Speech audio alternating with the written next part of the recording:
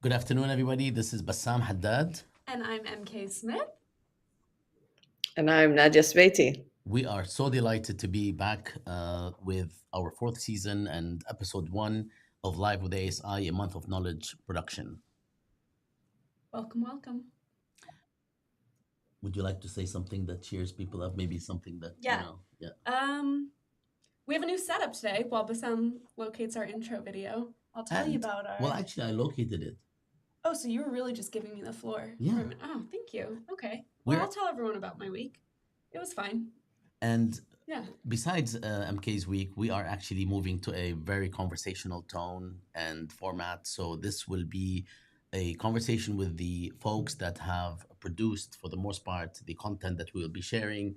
And we have 9 remarkable people we are speaking with today. So just hang in there and we will continue the show right after the intro.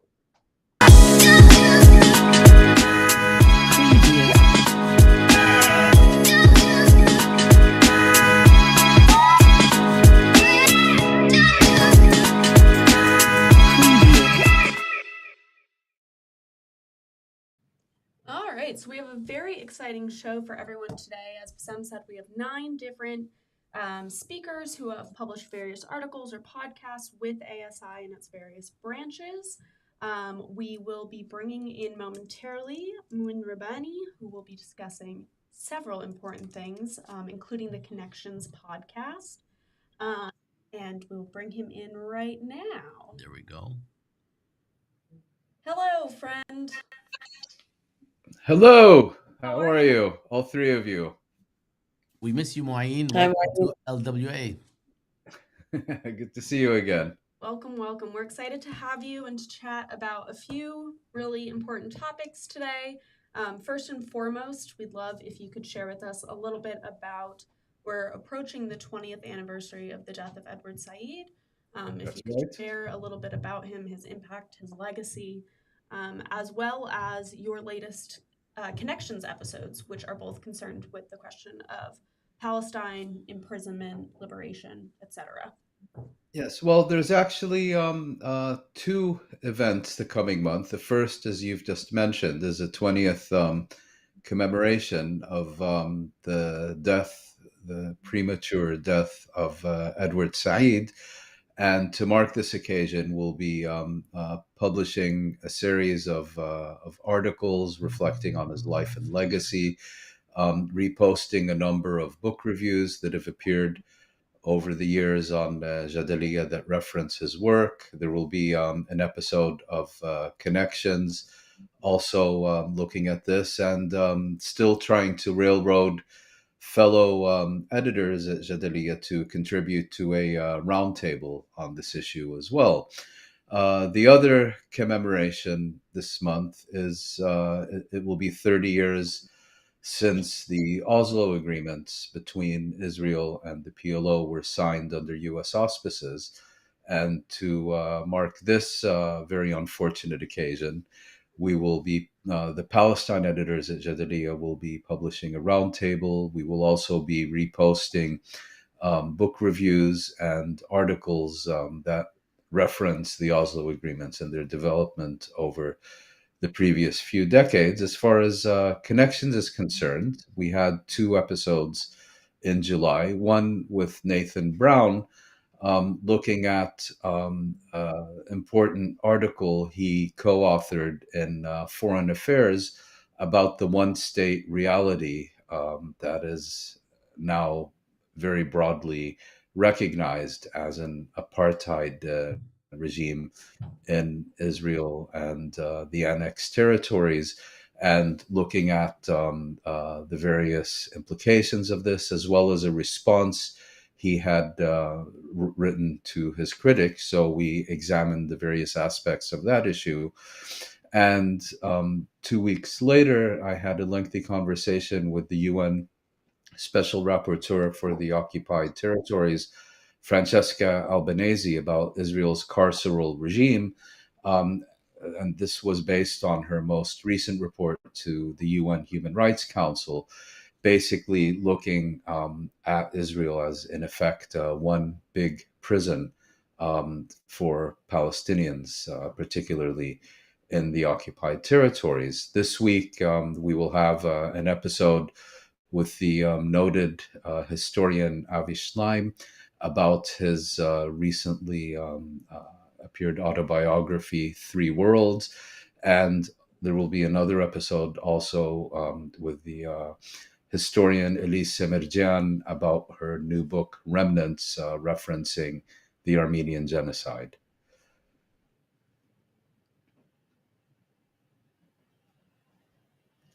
Thank you. That is a lot of information to unpack, but we're very excited because our audience definitely has two things they can watch that have already happened, and then two things to watch out for, including that 20th Yes. and the And I should add one other thing to read, That's which mine. is That's it. do less. That's too Do much. less. It's making everyone feel bad. Mhm. Yeah. Yeah. No, I'm well, joking. we've just finished editing. I think a very insightful, quick thoughts with the journalist and political analyst Matt Nashed about the ongoing civil war in Sudan, and that should be appearing on Jadaliya this coming Monday. Lovely. That's excellent. And I know that we are also going to be hosting the person that you always hog, Khalid Madani, sometime soon to also address Sudan. Yes, and he's been on Connections several times and is a fantastic analyst of Sudan's increasingly tragic and horrific Yeah. development. And people are starting to get suspicious about how many times he's been on.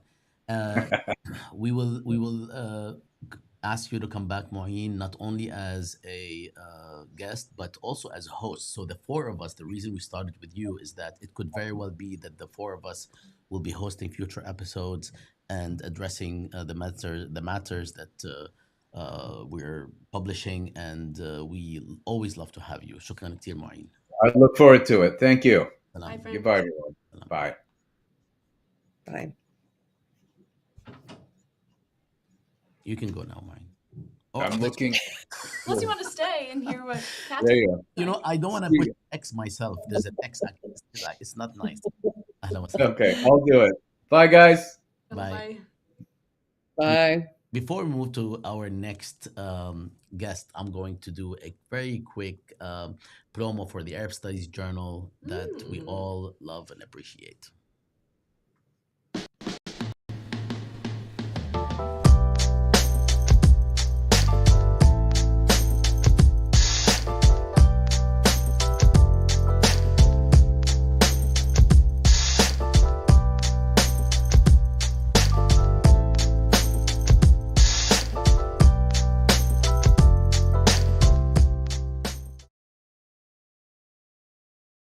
Aware, the Arab Studies Journal is actually how the Arab Studies Institute was founded. It was the first branch, founded in 1992. Absolutely. Yep. Absolutely. Yeah, in 92, and it's a traditional peer-reviewed academic journal. And now look where we're at. Look at this. So, fun fact all around.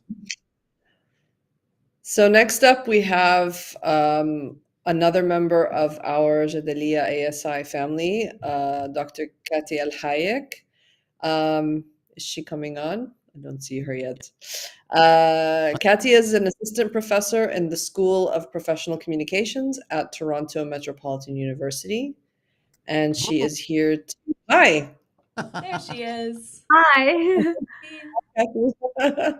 How Good to see you again. Good to see you too. How are you? Good. How's Good. everyone? Excellent. Good. We're very happy Very to have good. you back. Yeah, we miss you since you moved to No, Canada. I miss you too. Kati, why don't you tell us about the roundtable introduction that you were involved in, and perhaps the roundtable as a whole, if you'd like. Yes. So the idea of the roundtable actually came from two things.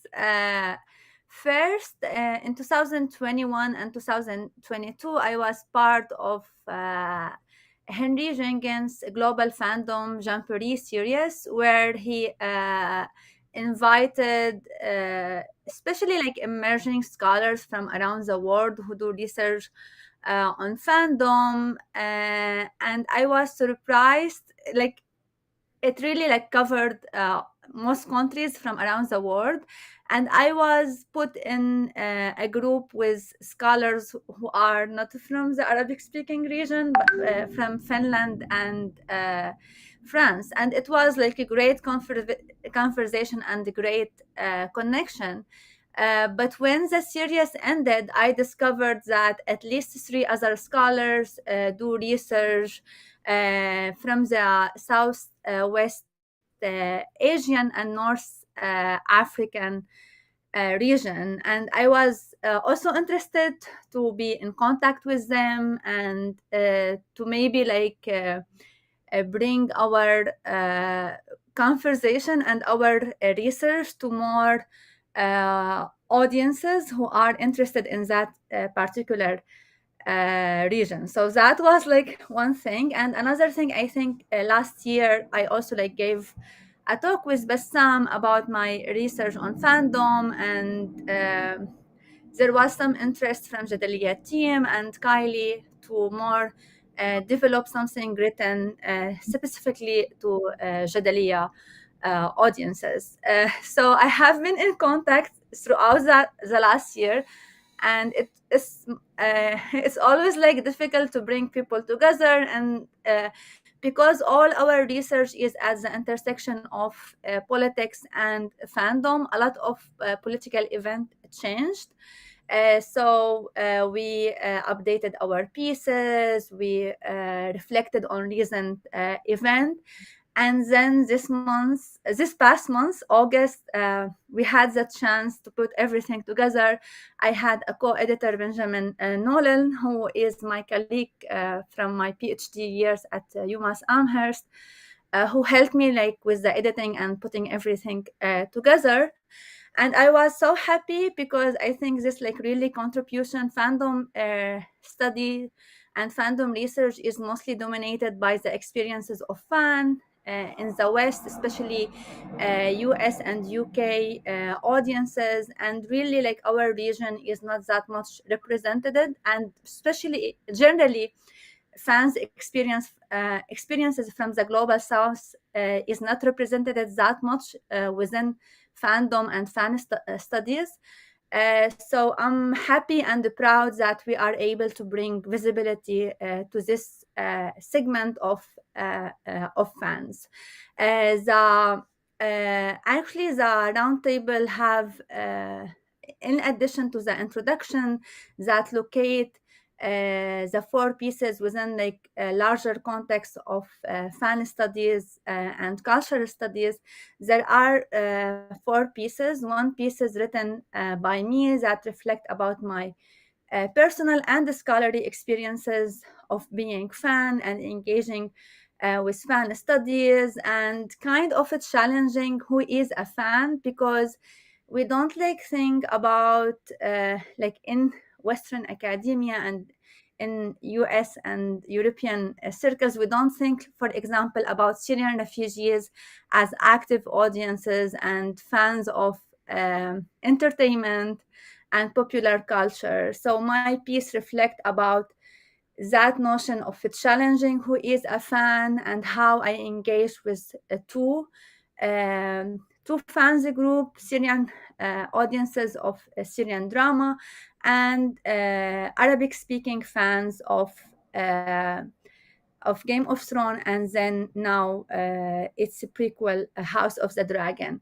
And it's important for me to acknowledge that I prefer to use like Arabic speaking fans, and when I like also use Arab fans, because in most of the online communities that I studies, that's how they refer to themselves, and Arab fans is central in the title of the online groups. But I use Arab generally like to refer to the language, because it's the Arabic language, the chosen language in which they communicate.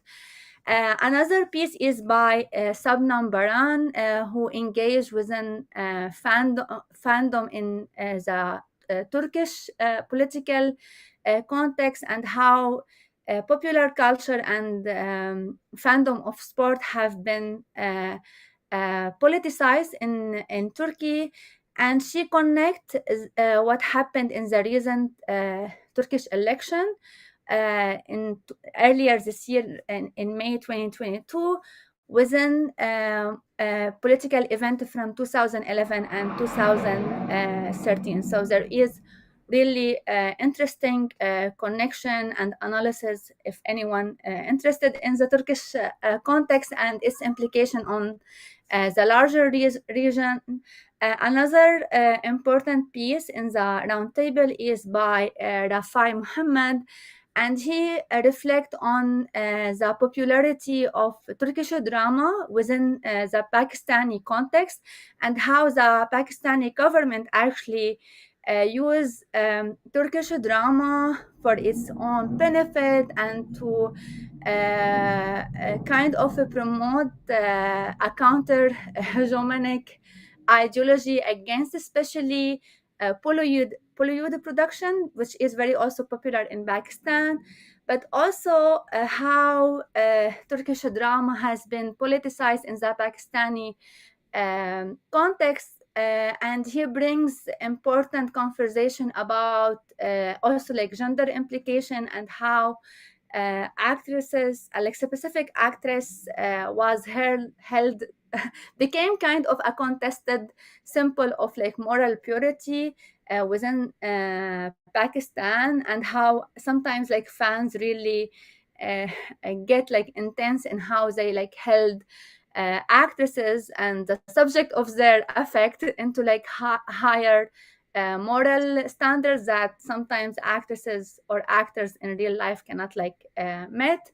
And as a final piece is by Dima Isa, who also like do very interesting research about the beloved singer of Fairuz. So she focused on the Lebanese context, but also like as everyone can relate, Fairuz is really like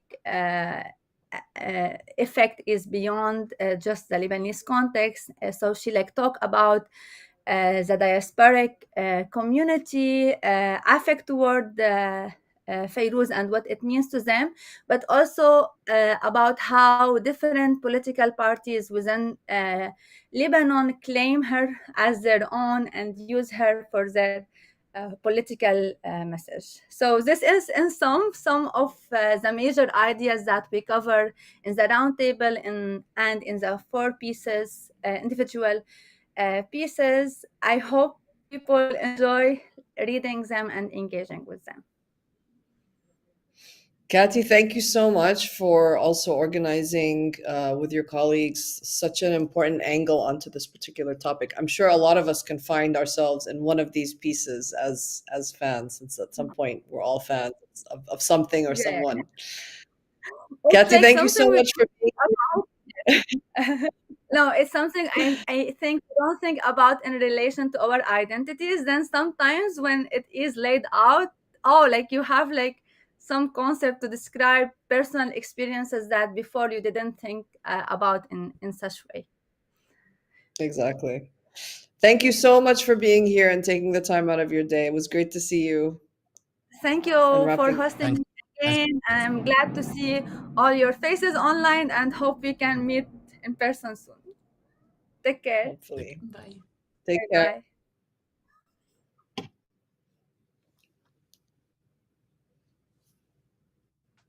How you feeling? I'm feeling great. So Good. I'm happy to hear that. Would you like to introduce our next guest? You want me to? Yeah. Well, our next guest is Hisham Salam, and he is the author of a series of articles, two articles actually, or one article split into two, on the very important and timely question of grooming and gaslighting in Egypt's new republic.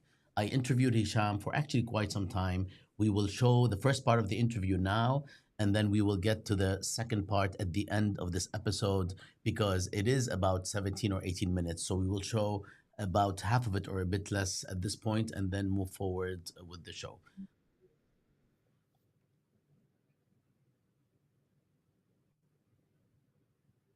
What up?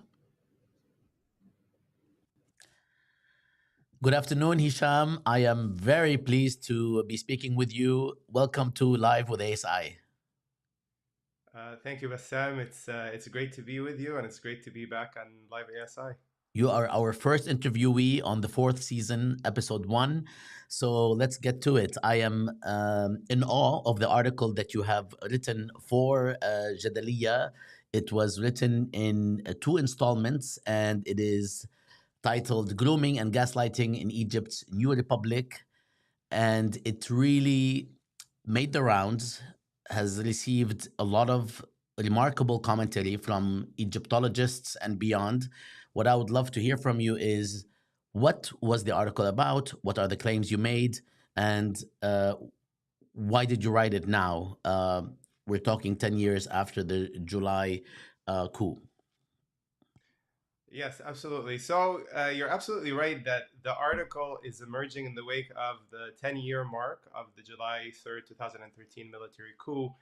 And my intervention here is really seeking to take stock of how the Sisi regime has, has organized and has tried to put together a political apparatus over the last 10 years, and most importantly, how he tried to manage that apparatus. What type of alliances has he forged? What type of alliances has he broken? In other words, I'm trying to take stock of a process that was happening over the course of a decade, or maybe 9 years to be exact, since he officially took over as president in 2014. But at any rate, what I wanted to bring to light here is the competition between 2 existing authoritarian projects that emerged over the course of the past 10 years. And one of those projects is a project that Sisi embarks upon right after he took over the presidency. And this is what I characterize as the New Youth Project. And that project, which I'll explain in a moment, was really grounded in the skepticism of, or Sisi skepticism of the pre-existing political elites, most notably the insiders and the usual suspects of the Mubarak era. And one of the things that he was really trying to embark upon is to erect this new class of youth politicians that are groomed and socialized around the military nationalist sensibilities that he wanted to embed within this new political community. In other words, he was really trying to build politics from scratch. He's trying to actually find his own community of politicians that he could push in there and that could actually sideline and supplant the pre-existing traditional political classes that had made the rounds during the Mubarak era. And what you find interesting and what is really amazing to me is the plot twist that happens starting 2018. Maybe it started a little bit earlier, but really 2018 was the inflection point. What is that plot twist all about? The plot twist was that these very political classes, at least within the higher echelons of Sisi's political apparatus, and most notably inside of Mustaqbal Watan Party, which becomes a very important case study in understanding this process. The plot twist is that the youth that he recruited to replace these older political classes were replaced by the very political classes that they were supposed to supplant. And this becomes a really important lens to analyze the evolution of the Sisi regime and growing alliances between the regime and members of Mubarak's ruling establishment, as well as the usual suspects that used to run the National Democratic Party's Mubarak's former ruling party, clientelistic network. In other words, you see the rise of this project to try to build politics from scratch, politics that is really structured around Sisi's own military nationalist sensibilities. That project ends up, for the most part, failing or at least stagnating, and it needed to be replaced by something else, and that something else really epitomized the compromises that Sisi had to make with the traditional political classes that he was trying to sideline at the beginning of his rule. More practically, what does that mean? That means that Mustaqbal Watan Party was one of these institutions that was centered on this new generation of youth politicians that Sisi was trying to bring into the fore, these new outsiders that he was trying to bring into the political arena. And then eventually, by 2018, as he kind of faced up to the challenges of managing the practicalities of politics, running elections, mobilizing people around election seasons, organizing a big challenge that was also not necessarily highlighted in mainstream narratives about what was happening over the last 10 years, is the municipal elections. All of these challenges that he could not take on humbled him into relying on the pre-existing political notables. And when I say pre-existing political notables, I'm really talking about a good chunk of the class of Mubarakists that we inherited from the previous authoritarian era. What becomes really interesting, obviously, is the fact that this youth, or this, what I call in the piece, this new youth project, it does not dissipate after this. He does make compromises with the Mubarakists. He does bring them into his political apparatus because he was relying on them. He needed them, and he had this dependency on them, a dependency that he very much resented, and that wasn't necessarily his first choice or ideal choice. But the youth project, or that new youth project, survives in other institutions, including kind of like, the new youth conference that's for the most part has been held every year for the past several years, the World Youth Forum, the presidential leadership program, a lot of different initiatives that are supposed to train, highlight, elevate, and center the profiles of newer politicians that were trained and groomed under the leadership and auspices of the Sisi regime. And when I say groomed and trained, I'm literally saying trained. It's very eerie. Yes, it's very dark like that. You actually found, like, starting from 2014, you started seeing the emergence of these various training initiatives, or training or course modules that were launched first by the Nasser Military Academy in 2014 to train young activists, civil society leaders, young professionals, to train them, at least explicitly.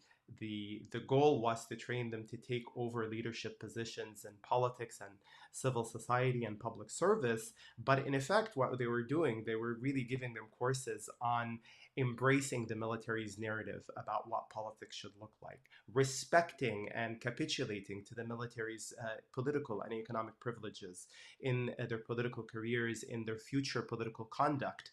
In other words, I mean, this is not to say that it worked, and this is not to say that this was, a realistic vision for how politics could be built.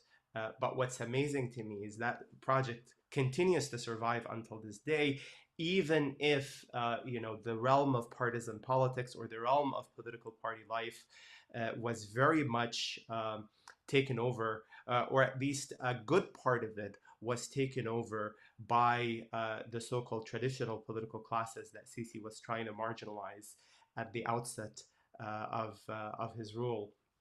So, in other words, we're telling a story about how Sisi's management of his political apparatus, the experience of the past 10 years, have humbled him into making compromises and into making adjustments that did not necessarily fit into his initial vision for what he wanted when he embarked upon the presidency in 2014. Thanks, Hisham. I would personally like to thank Hisham, and I'm allowed to say this because he's my friend, for the longest 5 minutes of my life. Absolutely. That was the first part of the interview. The second part we will show at the end of the show, and we will leave you with that so that you can watch the whole thing if you like. Next, Nadia will introduce our next president. I was going to say next Our president. next president of these United States. Omar, you are going to be a president. Wallah, he has my vote.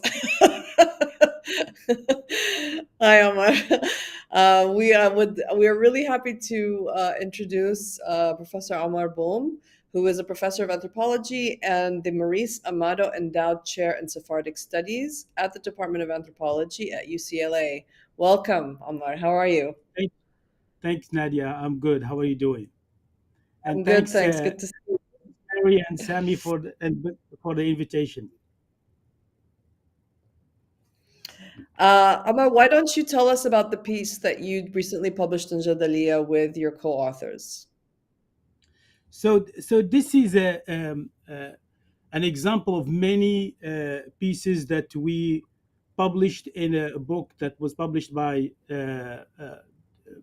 Stanford University Press last year. It's called Wartime North Africa, documentary history.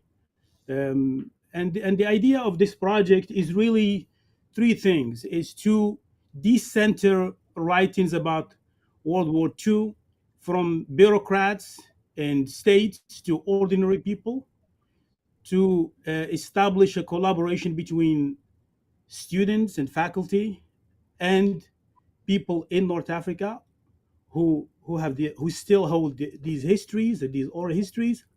And third is really to engage with K through 12. So this piece is an example of that. So what you see, it's about one ordinary man who was born in the late 1920s. He just passed away last April from my village. And he went through the interwar period. He came of age during the war, and he continues to hold these memories. So what we did, so what Sarah Stein and I did is really think about how to write these social biographies in order to what we can say to make legible these stories of these ordinary people, and move from what you can call from theories and abstractions of the war to really how people really went through these horrible times, not only in terms of famine, but also of how they dealt with French colonial leaders or French soldiers, and so on and so forth. So that's one part of it. The other part of it is really we decided to bring in my daughter, and this is where what I talk about K through 12, and also talking to a new generation or younger generation of kids, is really to see how my daughter, who lives in LA, who was actually I tried to connect her to this, to her own history, how she can reflect on this, not only by reading the piece, but also by engaging with it through art. So what the piece is about in general. But it's one of many pieces that includes children, women, men, Spanish Republicans, Jews, um, uh, um, uh, uh, West Africans, especially Senegalese tirailleurs, and so on and so forth. So that's the Yeah, it's piece in really general. oh, sorry. Yeah, it's really an astounding piece in the sort of capaciousness that you can see all of these different themes and time periods through the life of one particular person. So thank you for I know you have a full day, but thank you for making time to be here and sharing this Thank work you. with us. So there's one Intergenerational. other thing. There's one Oh thing yes, that go I ahead. want to there's one thing I want to mention about how we think about building on this piece, is that we're also thinking about producing, uh, hopefully in the next 3 or 4 years or 5 years, comic books based on these stories, basically to make these stories not only available to people within the walls of universities, but also to the general public and K through 12 in this country, as well as in the Maghreb and North Africa in general. It's a phenomenal Thank you. idea. We'll definitely have you back on when that happens, if not Thanks. before. Thanks. Thank you so much. Take care. Thanks, Nadia. Thanks, Nadia. Bye. Thank you very much for sharing. I love that idea of the comic strip. A long time ago when I first started with ASI, we discussed doing like visual things that people could learn from, like live drawings, and then we realized that none Yeah. of us can draw. No, not Had yet. to nix that idea, but Yeah. so it would be great if this came to fruition. I love that he's incorporating an intergenerational sort Right? of authorship. It's It's very, great. Yeah, very really exciting. nice. I really urge everyone to take a look at this article, especially that we're going to actually Great. add all of the material that you will see here in the digest that will be published on Jadaliya next week. All right. We are going to take a very, very brief interlude, and it's called Calm Interlude.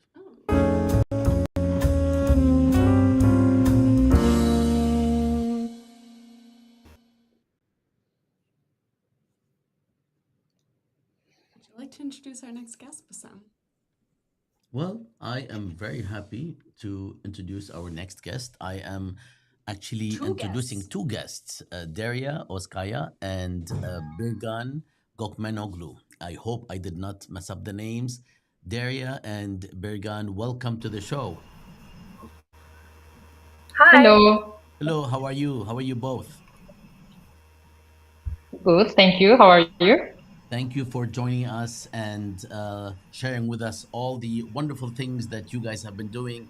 Your roundtable has actually attracted so many readers, and we are very excited to have you here to talk about the roundtable as well as your own contributions to the roundtable. I understand that each of you has an article in the roundtable as well as many other folks that contributed. So we will leave the floor to you, Birgan and Delia, so that you can share with us the idea behind the roundtable first, and then feel free at your convenience to get into your own contributions to it. Great. Yeah, thank you. It's good to be back, and it's good to see you too, Daria. Um, I'll give it a go first. So we launched this roundtable on the 10-year anniversary of Gezi to rethink its promises and shortcomings at a time when our political horizons have been narrowed down by years of more authoritarian, repressive, and populist regimes at the national, regional, and global levels. We titled the roundtable Remembering Gezi Beyond Nostalgia to invite contributors and readers to consider Gezi's weaknesses and frailties, to push for a critical reckoning with this historical moment of potential, instead of just turning this into a purely celebratory commemoration. And our reasoning here was to bring Gezi out from the past and into the present, to learn from our successes and failures to inform the current political moment. We believe this roundtable is all the more important when we consider the fact that the 10th anniversary of one of the most important uprisings in the history of modern Turkey was not on the political agenda in Turkey at all. And the roundtable is our attempt to re-politicize Gezi in a way. We also think of this roundtable as a mini archive. We wanted to create space for activist collectives and grassroots initiatives that were inspired by or survived since Gezi to reflect on their own practices in light of Gezi and its aftermath. And we also invited scholars who work on political organizing, social movements, Gezi, and the like to engage critically with the past 10 years. Daria, would you like to give a brief synopsis of the contribution? Yeah, of course. Overall, the roundtable consists of 12 original contributions from a diverse range of perspectives by scholars, activists, and also photographs of two activist artists, Yücel Tunca and Ateş Alpar. And in this roundtable, readers will find a wide range of activist groups, groups that work on urban ecology, food cooperatives, and solidarity economies, and a number of feminist groups and perspectives. And in terms of academic contributions, the roundtable includes interviews and articles on Gezi that's situated within broader sociopolitical transformation from the perspective of grassroots politics, from a class perspective, and from the point of view feminist and queer thought. As the roundtable coincided with the earthquakes in Turkey and Syria, we also have contributions that elaborate on the legacies of Gezi with regards to ecological destruction and reconstruction and post-disaster planning in the region. Both of us wrote our own pieces for the roundtable, which we will happy to talk about in a bit. And unfortunately, despite our best efforts, the Kurdish perspective and the field of arts are underrepresented. This is largely because the earthquakes and the elections deeply affected the lives of our contributors. But despite these shortcomings, hopefully this roundtable will be a solid start to think collectively about Gezi in critical ways. So we would like to take this opportunity to thank our contributors once again, thank the editors of the Turkey page and the Jadaliya as well, and invite the readers to have a look at our introduction to the roundtable, which involves a full list of the articles. And as we mentioned, we would be more than happy to talk a little bit about our own articles as well. So maybe Birgan, you will also continue to talk about your own contribution. Sure. And we can see just Yeah. I'm sorry to interrupt you. We just want to make sure that folks can see the magnitude of this roundtable with the articles listed on the screen. Sorry, there was a glitch earlier. We had the wrong URL, but I just want to make sure that folks can see. We have the roundtable articles ready for viewing. We will also add them to the digest. Apologies. Go ahead, Daria. Yeah, thank you. Thank you so much for that. Yes, it's kind of a bigger roundtable, I guess. So to move on to my own article, my article focuses on what the emotion of hope does politically. So how it can be depoliticized or politicized, individualized or collectivized. I borrow from Anna Cecilia Dinerstein when I identified the hope generated during Gezi and in grassroots politics as organized hope. And I use Lauren Berlon's concept when I identify the hope of 2023 as cruel optimism. So my first argument is that the hope that was mobilized for the 2023 elections was a cruel kind of optimism because it was devoid of a transformative vision and a structural critique of what was wrong with the current order, the current regime.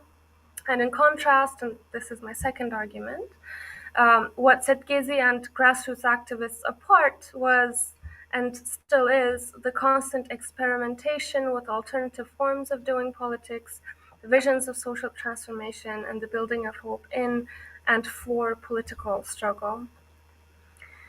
This article really is a critique of the politics of the mainstream opposition, which limits political action to elections only. But to go back to Gezi, the hope of 2023 can be read as an instance of one of the shortcomings of Gezi. This shortcoming being that for the mainstream opposition, the Gezi experiment did not go beyond a nostalgic, glorious moment in time where the opposition felt powerful, while some of its major lessons, like the importance of political organizing, values of inclusivity and horizontality, or building alternative ways of doing politics and living together, did not, unfortunately, find their way into the mainstream. And this is what the individualized and depoliticized hope of 2023 made painfully clear. Instead, we need more people whose hopes have been dashed to participate in politics beyond the ballot box, on the streets and various social movements, at the office, at the workplace. And the roundtable shows that these networks already exist and that we do have a history of organizing. I don't want to take more time. I'll just conclude by saying we need to actively, collectively, and purposefully organize hope, organize alternatives, and without this collective effort in our everyday lives, we are bound to get disappointed and driven towards cruel optimism and apathy, regardless of the outcome of any election. And with that, I'll leave the floor to Daria. Thank you, Birgan. My article is also somehow in a similar lines with Birgan's one of main arguments. It's also my article is also a critical reflection on the electoral politics or the politics of alliances from the perspective of grassroots politics, because as you might also know, electoral alliances between parliamentary political parties are recently one of the most important political actors in Turkey's politics. However, in my contribution to this roundtable, I shift the attention to the local urban alliances, which were established by the Gezi protesters in numerous neighborhoods and districts around the country after the 2 weeks of occupation. And these alliances brought the neighborhood residents together with local activists with or without direct connections to already existing political parties around the concrete needs and demands of the citizens themselves. And based on my ethnographic research in 2 cities in 2016 and 17, in this article, I briefly demonstrate how these post-Gezi local alliances decentralized the popular uprisings, moving beyond the occupied city squares to the urban neighborhoods and opened new avenues for political participation and direct action at different times of political contention. And then I discuss how the subsequent elections and the overemphasis on the possible electoral victory led to the dissolution of these alliances. Because soon after their establishment, many of these alliances were also captured by the hope and desire to defeat the ruling regime through elections. And in these processes, previous political cleavages that had been suspended during and in the immediate aftermath of the popular mobilizations were revitalized again, and the members of these alliances repositioned themselves around their previous political affiliations. And this return to electoral politics created resentment among the members of these alliances, weakened their ties of belonging, and eventually created affective detachment from each other and also from their organizations. And taking lessons from these experiences and reconsidering both the political openings and contradictions these local alliances presented, I argue that while these post-Gezi local alliances were seen as alternative ways of doing politics, they have also contributed to mainstream politics of dissent, which is limited to supposedly democratic elections and participation and representation. And I conclude my article claiming that in order to rethink alliances that can be truly transformative, we need to imagine different modes of political relations that are converted into transformative praxis as well. And I conclude here. Thank you so much. Apologies, we were on mute. Thank you both for your numerous contributions. They really are incredibly impactful and informative and educational, especially for those of us, such as myself, who are less familiar with Turkey. So thank you very much for your ongoing contributions. And let me just say also that we are very excited that this contribution or this particular roundtable speaks to the first moment that we created the Turkey page with the support and the help and the actual leadership, actually, of a number of co-editors with us on Jadaliya. One of them actually contributed to the roundtable. So this sort of wraps things up within 10 years. And even though the event is not always rosy, we really appreciate you folks and everyone who contributed continuing this journey with us regarding Turkey, and we hope to see you again and to work with you again. And thank you so much for joining. Thank you very much. It was a pleasure working here as well. Have a wonderful day. Have a good day. You too. And now we are going to go ahead and bring on our very own Makara. There she is, our managing editor of MESPI, which for those of you who are new listeners, MESPI stands for the Middle East Studies Pedagogy Initiative. And Makaram has a lot of things to fill us in on today, including PRAR's peer-reviewed article reviews and Newton's New Text Out Now. We should make a page on JAD that's just every acronym listed out. People can like have a side and by people side. need to memorize it. And before we actually there will be move, a quiz. Makarim, how are you? Good. How are you all? Sorry to cut you off. Before we move, we're gonna do a quick promo on MESPI so we can all take a breather. Ah.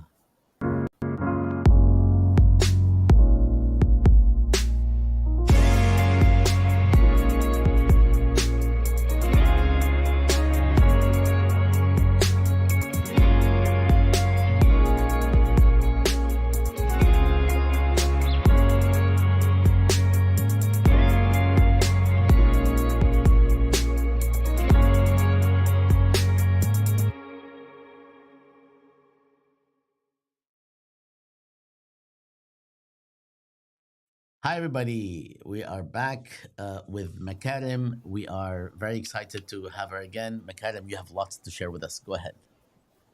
I do, yes. I'm going to be focusing on two of MESPI's main modules, as MK said, PRAR, peer-reviewed articles review, and then Newton's new text out now. For PRAR, we just finished up the last two installments of our fall 2021 quarterly wrap up. So those have various journals and list out all of the articles within those journals that touched on the Middle East. It's a great place to really catch up on articles that you've missed. I frequently go to it when I'm like, oh, I wonder what these journals are putting out that I don't really check frequently. So I highly suggest people looking at those. We're working on the winter one, so we're trying to catch up on the backlog from COVID. And then our big thing that I wanted to mention today was our Newtons. Lizzie Gallagher, who is the one who puts all of these together, does a phenomenal job collecting all of these Newtons. And she curated these recent ones really well because there's a great geographical overlap of texts that are covered as well as thematic and topical. So Palestine was heavily featured in the most recent Newtons. We have three that I wanted to highlight. Camera Palestina, Photography and Displaced Histories of Palestine by Assam Nassar, Stephen Sheehy, and Salim Tamari.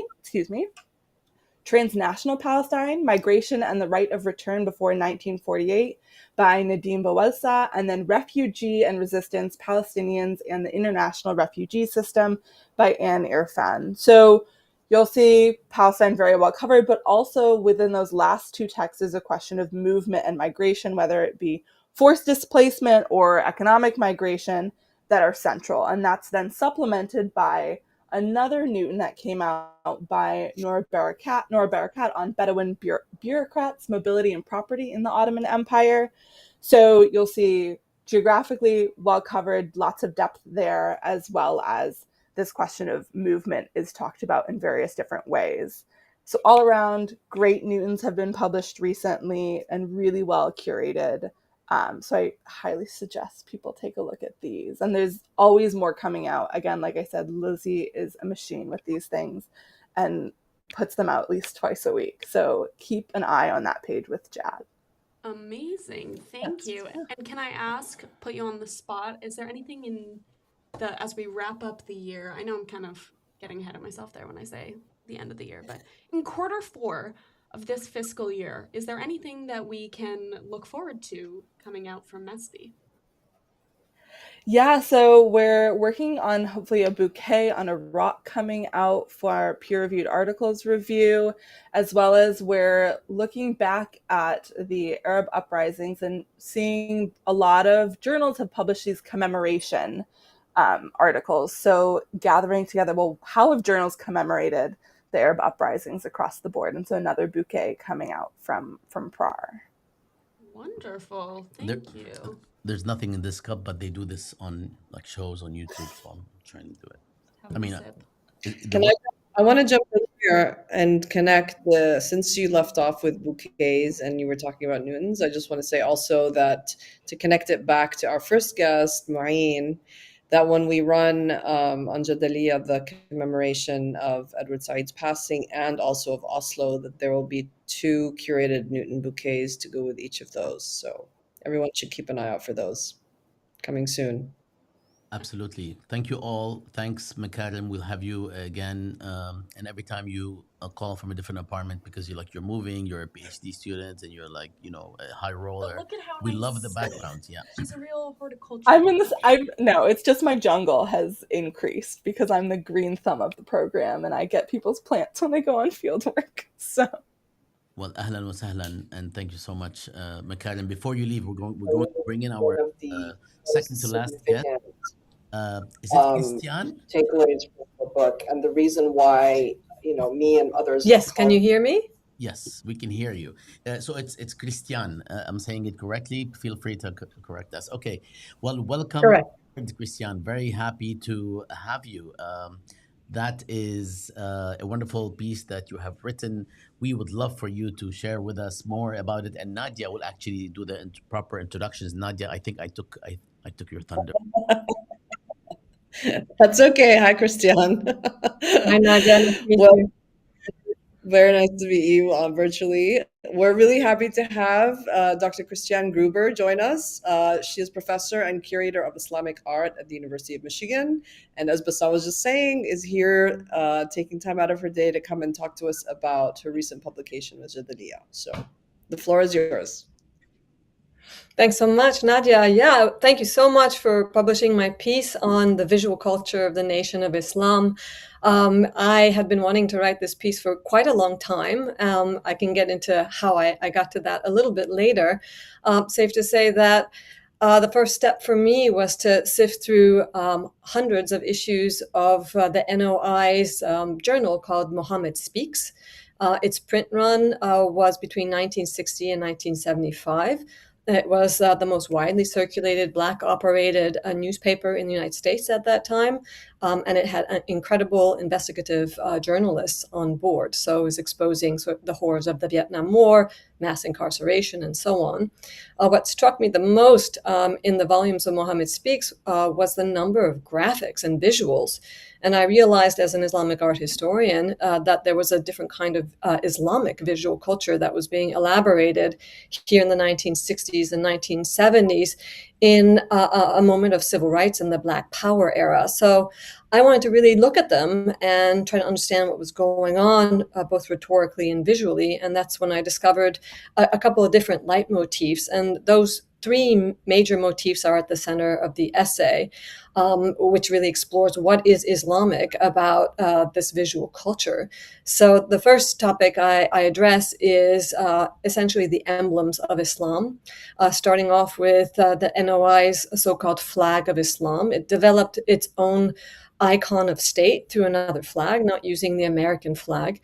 It's essentially a flipped flag of the Republic of Turkey, so a crescent moon and a star, the symbol of Islam. And then it added around that motif the words equality, justice, freedom, and Islam. So it's essentially a new declaration of a nationhood with Islam as the last of the four. The second motif in terms of flags and emblems is the Shahada, which you can see partially here on the screen. As you know, the Shahada is the declaration of the faith. At the top here of the logo coming out of the Muslim record and the flag of Islam, you can read, there is no God but Allah, and Muhammad is his messenger. And that's just the traditional Shahada with the two clauses. But in the Nation of Islam, either Muhammad is his messenger is altered to read, and Elijah Muhammad is his messenger. So Elijah Muhammad becomes more or less the new Muhammad in modern day America. Or a third clause is added, as is the case for this visual, and the clause reads, and the white is our open enemy. And so I wanted to show how the Shahada even could be flexible. You could see a third clause stipulating that the white man is the white devil, which is pretty common in NOI rhetoric, and they're quite open about it, quite vociferous about that kind of racial contraposition in the NOI. So those are the first two from the emblems and icons. And then we get to essentially what I call the Christian contraposition. In the marketplace of ideas in the 60s and 70s, the NOI needed to draw members of the Black community basically away from other leaders, and most especially MLK. So as my colleague John Woodford says, and he was the editor-in-chief of Muhammad Speaks, Elijah Muhammad and MLK were like coaches of rival teams trying to draw players to their cause. And so you see a lot of anti-Christian rhetoric and visual imagery. And Christianity is aligned with the Black man, enslavement, and colonialism, not to mention imperialism. And so you see that developed in visuals like this one, where the so-called world serpent is in fact the white man, is Uncle Tom. You see Uncle Tom's growling face here in the middle of America. What you can't see on the screen is that inside his mouth are captured individuals, and those captured individuals, the inscription says, let me make sure I can make it out, Negro preachers and politicians. So that is also a reference to MLK being what is described as a preacher and integrationist into a white brotherhood. And then on either side of the neck of the serpent, you see the captured communities, which are here labeled Indians and Negroes. So either indigenous peoples or peoples who were forcefully taken away from their continental home in Africa. And in this visual, you see that the body of the snake curls all the way around the world.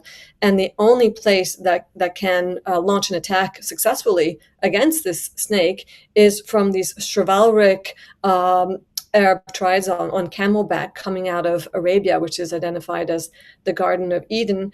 And the vignette all the way at the bottom says that essentially to heal the poisonous bite of this world serpent, that is white American world domination and white supremacy, what it takes is the medicine that God gives to Muhammad, in this case, both the Prophet Muhammad, which is aligned with Elijah Muhammad. So these are some of the major themes that you see play out in the visuals. Those two weren't included in the essay, so I thought, why not chat through them today too? I mean, the essay and obviously the ones that you brought in just for the conversation today, incredible visuals and really phenomenal analysis. Thank you so much for sharing this work and for publishing it on Jadaliyya, and especially for making time to be with us today. Thank you, Christiane. Thanks so much, Nadia. Take good care.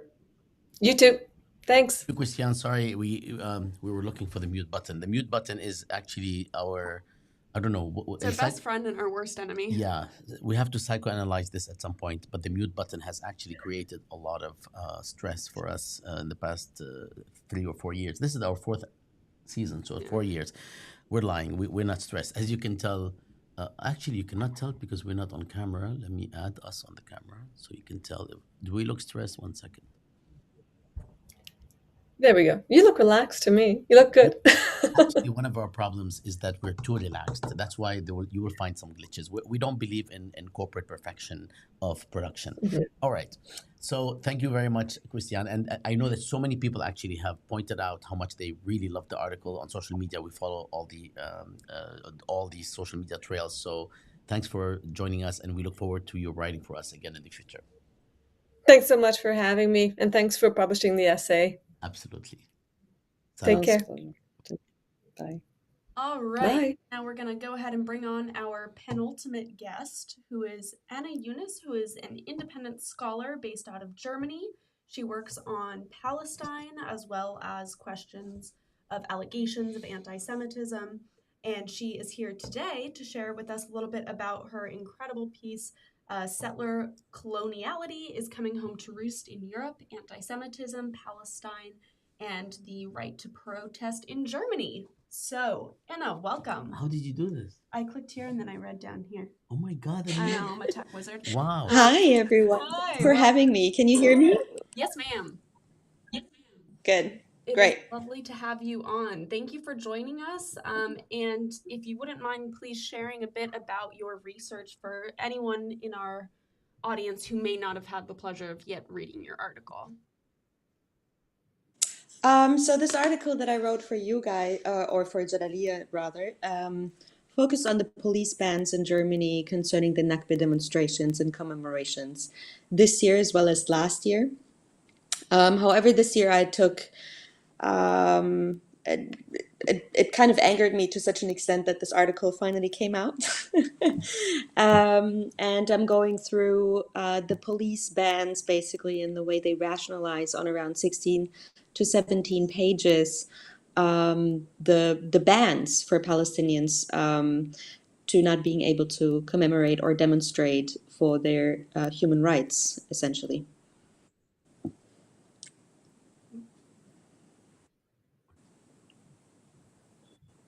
Could you take us through some of the Before main that, elements of the article? Good. Oh, sorry. Is there a lag? No, Sorry about that. there was a lag, but there's some. yeah, go ahead, Nadia. Okay. I was like, everyone went quiet, so. Go ahead, Nadia, go ahead. Is there? Oh, I was just going to ask Anna if you can sort of go into some, some of the points that you raise in the article. Like, what was it really that was the driving force behind this? Yeah. Apart from the So anger. the driving force, apart from my anger, so the driving force really, or the reason why I wrote this was because it was such a blatant legal and political violation of citizen as well as human rights, and it was pretty clear as an example. But I think the main reason why I wrote this, and I'll get to the points about what the content of the article is, in fact, after that. This article is meant as an intervention, in particular in the English-speaking world, about what is going on in Europe.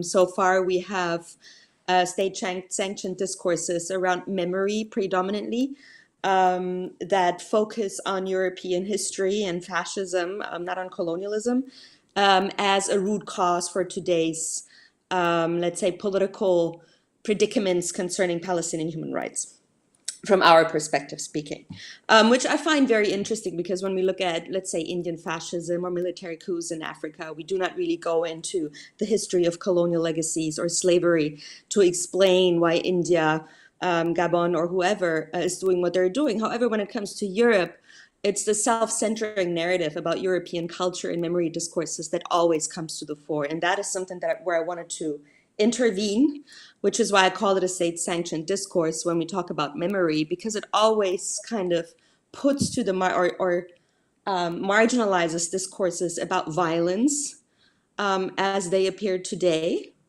In particular, obviously, settler colonialism. So what I'm doing in this piece is I'm reading Aimé Césaire, Ijaz Ahmed, an Indian scholar, as well as, for instance, Walter Rodney, although he wasn't really big in this piece.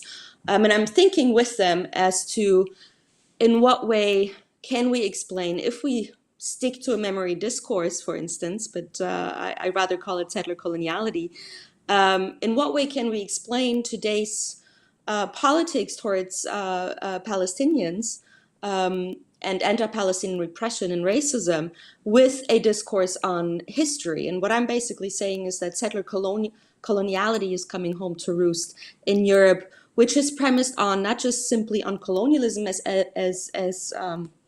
Césaire has called it so prominently. This is a sentence from his piece, Discourse on Colonialism. But predominantly a settler colonial discourse. So settler colonialism has a very different political economy and political structure as opposed to just colonialism, where you go or come into a country, take resources and people, and then you leave. It is settler colonialism, in fact, in particular, that produces an entire economy as well as political structure around policing, a surveillance of bodies, incarceration, as well as a dominance of war industries, which I'm calling high-value technologies, thinking with Ijaz Ahmed and his work on imperialism in a post-9/11 world.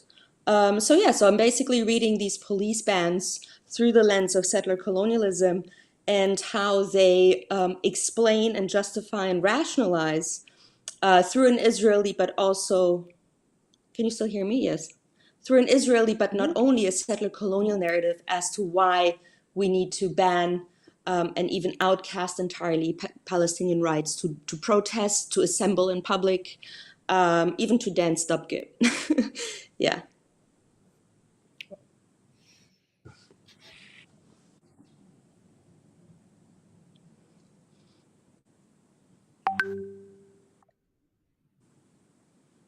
Are you guys there? I don't know if this is a lag. Yes, I'm here. To conclude, Nadia. Okay, thank you. Anna, thank you so much for writing this piece. It's incredibly important. yeah, there's just so much about it that is incredibly timely, and it's been circulating a lot. And so, thank you for that, and thank you for being here. I can see from the backdrop that the sun is shining in Germany, so I'm not going to keep you away from it any longer. No. Okay. And Anna, All right. It looks like sunshine coming through the window. So also good to see you again. Good to see all of you again, I know Nadia, Bassem, this is everyone. And this thanks is. so much for Thank you. Go ahead. Go ahead. You were saying nice thank things. you I'll so let much you. for oh shit.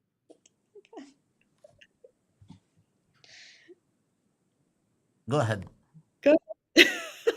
Thanks so much for the invitation, guys. I'm sorry, there's like some Time lag. overlap here. Thanks so much, especially and in particular because in these discourses that we hear or that you guys hear from the outside of Germany and Europe, Palestinians are not really involved in these debates, or people don't really contend with our academic and intellectual work, which is why I'm very happy that Genevieve took this piece and that you are here to kind of give it a larger stage even. Thank you so much. Thank you. You know, this is a secret of ours. We have the show to connect with people that we haven't seen for a long time. So, ahlan wa sahlan. That's great. I think that's how it works. Take care. Great. Bye, guys. Salam. Hopefully, bye. Thank you. And last but certainly not least for today's show, we are going to bring on the assistant managing editor of Jadalia, who needs to here. Yeah, he was and just then he here. disappeared like Houdini. He will come back. There he There is. he is. Everyone's, you know, there are many Johns in Everyone's this world, favorite. but this is my favorite John. Yes. I'm the favorite. Yeah. I hope I Today. I'll blow it Up, after. Today, He's got a whole fit on. you're the For favorite now. today. Ahlan, John. Kifak. Good. I'm excited to finally be part of the show. I feel like every time I see Bassam Finally. for like 4 minutes, we're like, we have to get me on LWA. Yeah, And then you are on LWA. This is your debut. Oh my God, after 4 years? John started with us when child labor laws were much more lenient. At the age of 6. At the age of 3, and he is now a full-fledged MA candidate at NYU, who is a mover and shaker in various realms, intellectual, activism, and otherwise, and is actually going on to do great things. I'm not going to reveal now, but he is going on to do great things. But he, for some reason, resolved to stay with Jadalia. John, we understand that you are going to share with us a couple of the pieces that we actually published on Jadalia that we wanted to feature, but we do not have the guests to address them. So the floor is completely yours. yeah, I mean, obviously we have a lot of tremendous selections coming out from Jdalia, and I want to highlight 3 really standout pieces from the past couple of weeks. The first one is a 2-parter. It's titled Marxist MPs in the New Turkish Parliament Aim to Bring in Workers' Voices. And part 1 is an interview with Sevda Karasa, and part 2 is an interview with Eskender Bayhan. And these are basically 2 interviews kind of taking stock of where the kind of Turkish electoral politics are, analyzing this new kind of like, you know, resistance, or maybe not new, but resistance to, you know, Erdogan's power, his right-wing coalition, and their kind of expansion of power and, you know, abuse and basically isolation and manipulation of the working class and, you know, poor of Turkey. And, you know, these MPs and their efforts to kind of challenge that, and they're fomenting resistance to, you know, these attacks on workers, these, especially in the wake of the earthquake in February, working on how to basically, you know, change things in this country and challenge what is an increasingly kind of fascist politic and status quo, wherein these various right-wing parties are kind of coming together and forming an alliance to hold on to power and, you know, manipulate kind of the state narrative regarding the earthquake, regarding all sorts of, you know, political disasters, in order to further isolate the left and further exploit the working classes, working families, working people of Turkey. And it's a tremendous article with a lot of deep insights into, you know, where we're at right now, what might be coming down the line, and how far this kind of electoral politics has come from, you know, 10 years ago, 5 years ago. And I'd highly recommend reading both parts because they're extremely valuable articles. And the second article that I want to talk about is by Avi Shlaim. It's called Shmum, Israel's Battle Against the United Nations, which documents the recent and ongoing attacks against UN Special Rapporteur on the situation of human rights in the Palestinian occupied territories since 1967, Francesca Albanese, who has been a very steadfast and principled defender of Palestinian rights and a very vocal critic of Israeli transgressions, violences, and, you know, expansion of the apartheid and settler colonial reality of you know, the Palestinian people. And for this principled stance, she's been facing an increasing, you know, attack by the Israel lobby, by Israel and its many stooges who have been trying to silence her, to get her kicked out of the UN, to get her completely discredited and isolated, and, you know, explaining why all of their attacks are very much, they hold very little water. They try to claim that she's anti-Semitic because you know, she had a Facebook post in 2014, and that's like the most damning piece of evidence they have. In reality, they're trying to silence her because she is not letting up on this criticism and the, you know, revealing very, very accurately and in a very detailed manner the apartheid reality of the state of Israel and all of the, you know, violences it commits upon the Palestinian people.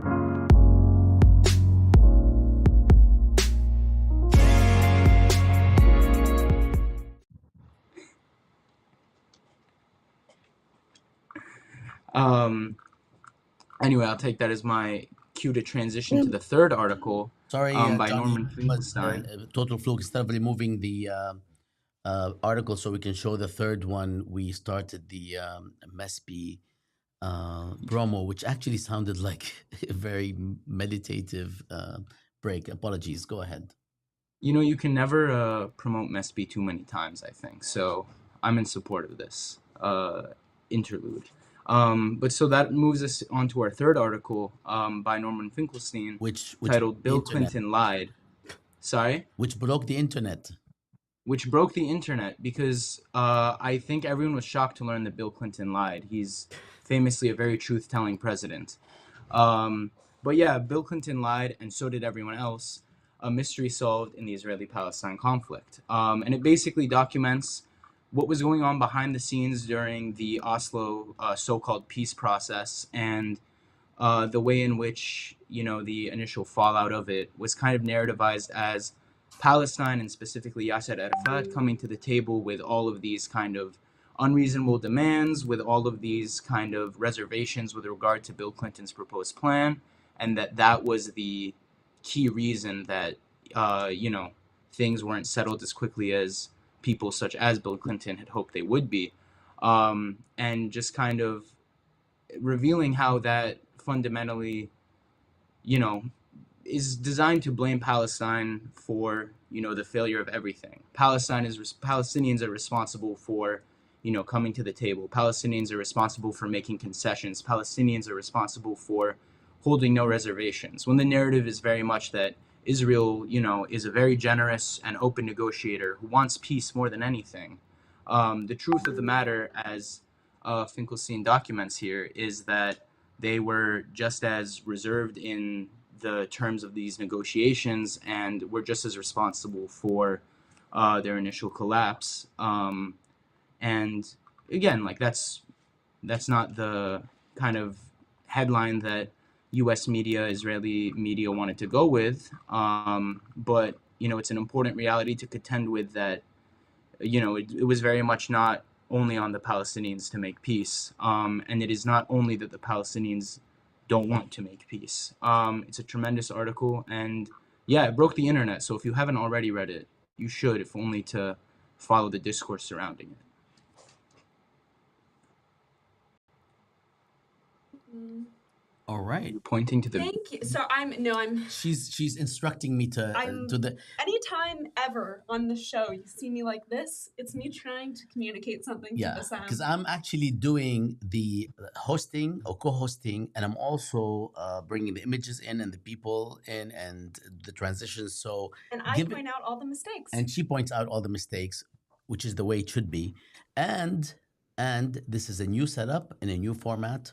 So we don't yet have the automatic box, which is called what's it called? They don't need to know. You don't need to know. Yeah.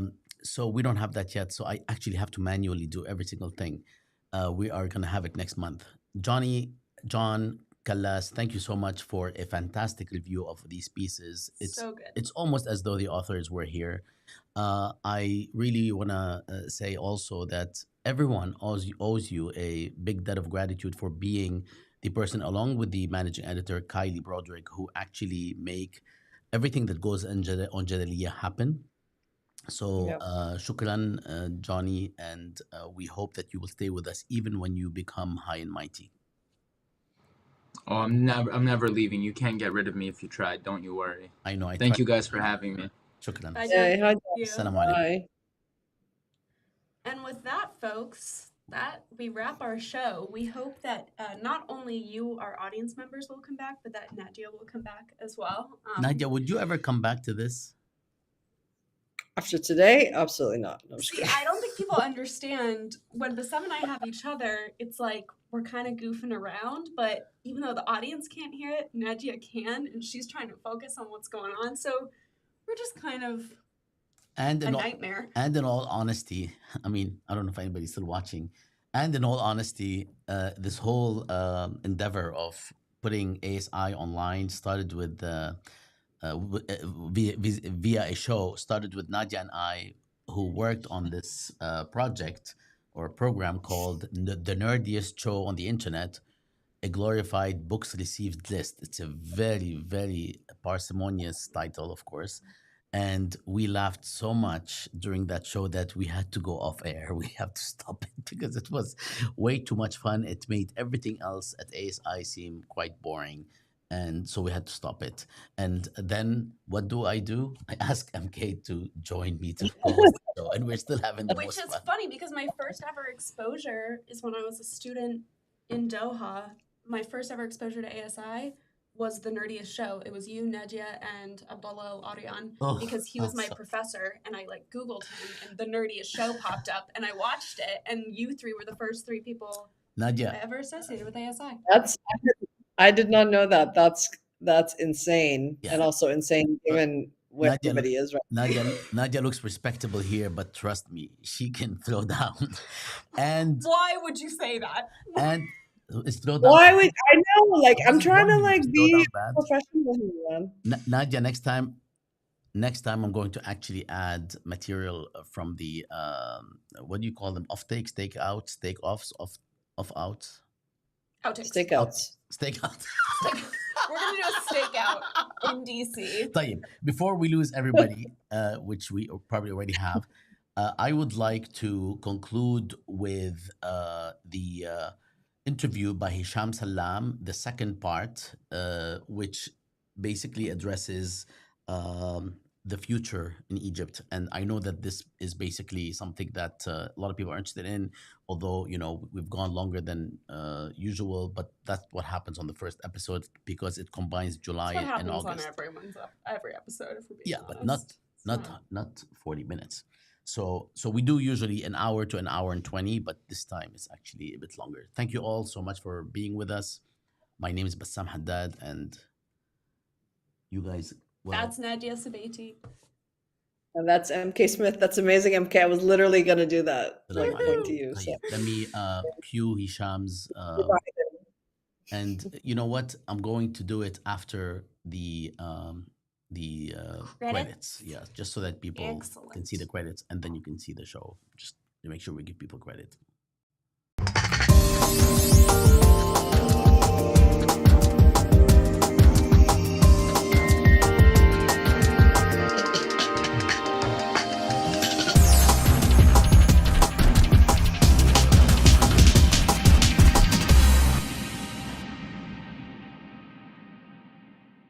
Nadia, we kept you online. There we go. All roles reversed. All right, we're gonna go to the 9th minute, and then assalamu alaikum. Presidency in 2014. Thanks, Hisham. What can we look forward to in regards to the topics, processes, strategies, especially top down, that you're addressing in the coming year? There is of course, a turbulent Middle East, as it sometimes is. What can we look forward to in Egypt in particular? I mean, most observers will tell you that the one thing to look forward to over the course of the coming year is the presidential election. Sisi is coming up for election. What is going to happen? How is he going to play it out? What type of political theater will he try to stage during this process? Will he allow for competitive candidates to step up to the plate and challenge him in the election season, even if he knows that he will win? And also questions revolve around the issue of whether he's going to win by, I don't know, 98%, or is it going to be 85%, or is it going to be less than this? In other words, how nominally competitive the election is going to look like, whether it's going to open up political space for independent political forces to rise up to the fore, to organize, to make their voices heard, and to also reconnect with the public and important social forces that they supposedly represent. But at least for me, the big question is what happens after the elections. Because I think, as the narrative of the piece tells, every time Sisi goes through an election, or has gone through an election, he made adjustments to his political apparatus depending on the outcome of the elections, and depending on whether or not he was able to put on a convincing show during these elections. And by convincing show, I'm really talking about erecting the facade of a participatory and deliberative, participatory and competitive process, which hasn't really been the case, which is why he's been making a lot of adjustments in the aftermath of each election. How is this going? How is this going to change after the upcoming presidential election, supposedly scheduled for 2024? Is he going to deepen his alliances with, the so-called Mubarakists and elements associated with the NDP? Is he going to shift gears? Another big question that we have, one of the things that I mentioned in this piece is that this is a regime that still resists embarking on a ruling party project. Even though the profile and the role and the stature of Mustaqbal Watan Party has risen a great deal over the past several years, and everybody knows that this has become the regime's primary political arm, the party remains in this very awkward position where it's not recognized as an official ruling party. And I actually call this in the piece as the political friend zone. Sisi is telling them that they're really part of the ruling coalition. They're really the ones who are representing his vision. But in effect, he's not really giving them the satisfaction of being recognized as the official ruling party. There hasn't been an effort to push public servants and senior officials to affiliate with the party, and the party is barely recognized or is barely represented, rather, inside of the actual state apparatus. So that is to say, is this going to change, or are we going to see more of the same? Will he still adopt this acting ruling party framework in dealing with his relationship with Mustaqbal Watan, his coveted political arm? Because on the one hand, he does need a political arm, and he does know that he needs a political arm to be able to play the political field, especially when it comes to the question of elections. But at the same time, he is still very much skeptical of the traditional political classes. He still wants to keep them at arm's length, and most importantly, he still feels that he has what it takes to be able to run politics without relying on the mediation of any political class or any political organization. In other words, it seems that his personalist and populist sensibilities always seem to get the best of him, even when he's adjusting towards institutionalizing his regime. Thanks, Hisham. Last question before we let you go, because you were told by us that this will not take a very long time, but there are two parts of the article. Maybe that's why we can justify it. The second part is just published right after, of course, and just a question about whether there is a distinct reason why they were split, or is it just a question of length? That gives you a chance to address the engaging the Mubarakists for Egypt's sake. Yes, the story, the first part was really introducing Sisi's attitudes towards organized formal politics during the first term of his presidency, the challenges that he encountered. The second part is more engaged with the adjustments that he had to make along the way, especially starting 2018, the rise of kind of the Mubarakists or their return as an organized political force, at least nominally organized political force inside of Sisi's political apparatus, as evidenced by their growing profile inside of Mustaqbal Watan Party and their sidelining and replacement of the initial co-founders of, young co-founders, I should say, of Mustaqbal Watan Party, which were largely dominated by figures and faces that came from the public university student unions around 2012, 2013, right when the regime was emerging to the surface. And what part two talks about is basically the rise of this other competing political arm that emerges officially starting 2016, but really picks up pace around 2018. And this was an association called Min Ajl Masr. And eventually, this association, which was dominated by the usual suspects and the insiders of the Mubarak era, effectively take over from the role that seemed to have been carved out for Mustaqbal Watan Party, and eventually those two political forces merge.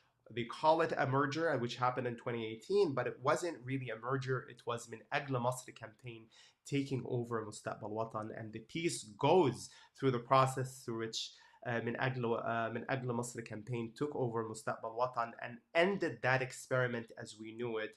And I argue in the piece, starting from that point, 2018, even though Mustaqbal Watan continued to exist in name, the political organization that emerged after that was very different from what it was at its founding moment in 2014, an organization that was dominated by Sisi's new youth. And what you have now is an organization that was dominated by the usual faces and suspects of the Mubarak era, whom Sisi needed in order to be able to manage and work the political field. Thanks very much, Hisham. This has been a wonderful sort of unpacking of grooming and gaslighting in Egypt, in Egypt's New Republic, your two-part series article on Jadaliya. I have many questions. We will talk separately, and we will also talk later. Thank you so much for joining us, Hisham. Thank you, Bassam.